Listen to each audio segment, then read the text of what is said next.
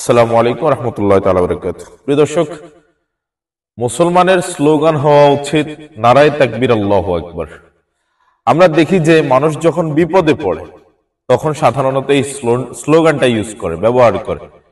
আসলে সর্বক্ষেত্রে এই স্লোগানটা কোন দল যখন আপনি অনুসরণ করবেন, ওই দলের স্লোগান নারায়ে তাকবীর আল্লাহু আকবার আছে কিনা এটাও আপনার যাচাই বাছাই করা উচিত বলে আমি মনে করছি। বর্ডারে যখন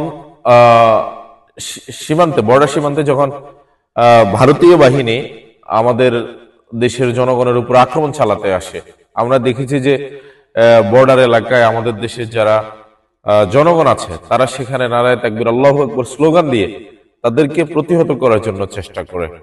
এটা কিন্তু আসলে একটা ভালো দিক। আগামী দিনে যত শত্রুই আমাদেরকে নতুন করে লইতে হবে, খারাপ এটা আরো সংক্ষেপ করিয়া লইতে হবে।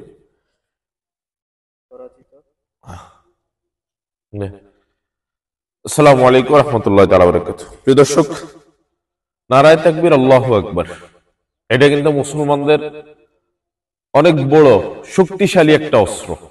আমরা দেখেছি বর্ডার এলাকায় যখনই ভারতের জনগণ আসছিল তখন তাদেরকে প্রতিহত করার জন্য বাংলাদেশিরা নারায়ে তাকবীর আল্লাহু আকবার স্লোগান দিয়ে তাদেরকে প্রতিহত করেছে।